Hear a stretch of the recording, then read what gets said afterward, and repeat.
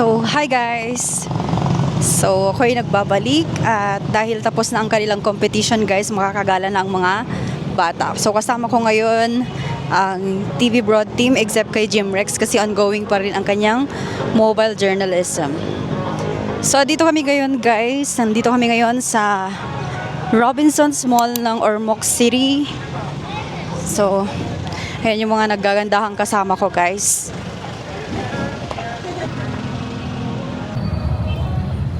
Kyra, hi! Hi ka na, nagbablog.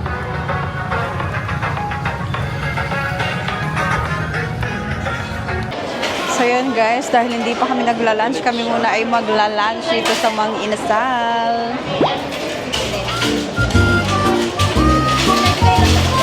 Kami na nga. The next day nag-SM kami.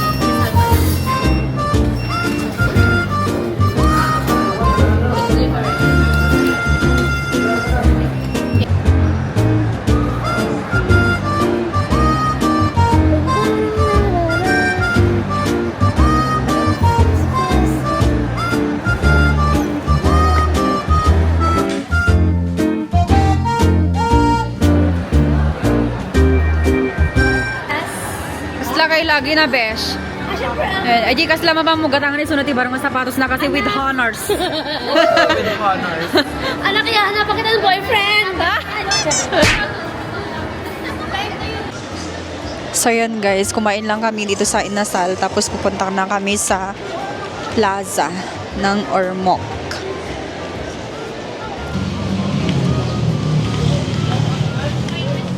So guys, sasakay na kami sa tricycle.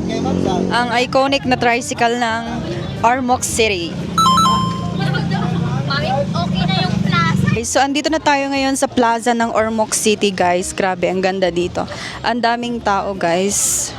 So ito yung itsura ng kanilang plaza. Yan. So ito pala guys yung i-launch nung nakaraang araw na traveling library ng Ormoc City guys. Galing.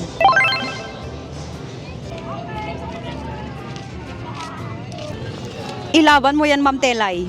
Go. Bugs.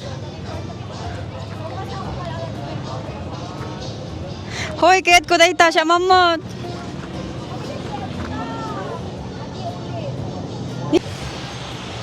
Ganda ng port nila guys, oh.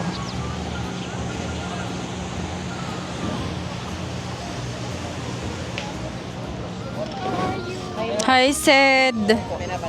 Kumusta naman? Kumusta naman? Kumusta naman? Kumusta ka naman, Sed? Kumusta, Sed? Ang one word, I'll take the opportunity. enjoy. Ay, wow. Guys, alam niyo guys, 'di ba guys? 'Di ba guys, 3 flat yung pasahan, ma'am. Napasa ko yung sa akin 259. Diba ang galing niya? Ang galing. Oh, God. So yan guys, andito na kami sa may view deck. Tatanaw mo ang seaside at ang plaza from this part.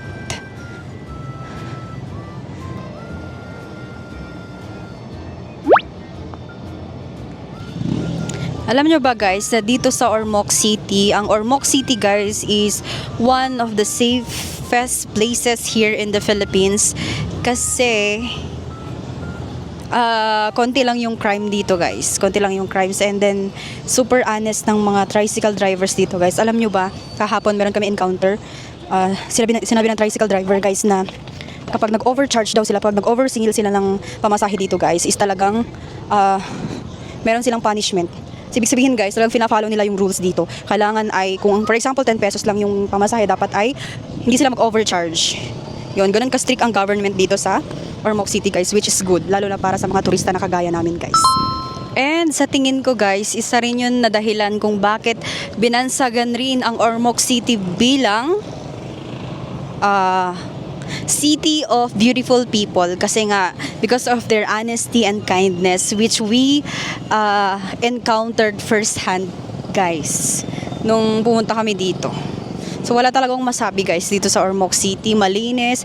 And alam nyo ba guys, napansin ko dito sa Ormoc City, walang mga stray animals guys, like dogs, mga aso. Walang nagkalat talaga ng mga aso dito sa mga streets ng city. Kasi nga guys, kung alam nyo, dito sa Ormoc, meron silang pinatayo.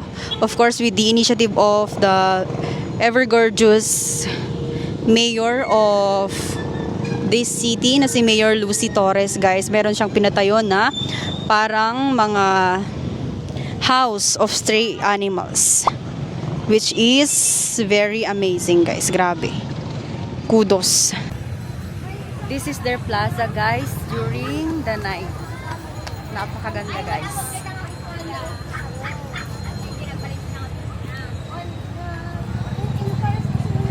So di ba aji ma'am telay iti kala chuchi niya. Ang telay kala chuchi ajay. Flower jay. Representation ng ano ng Ormoc. Kala chuchi pineapple. Apa yung butterfly?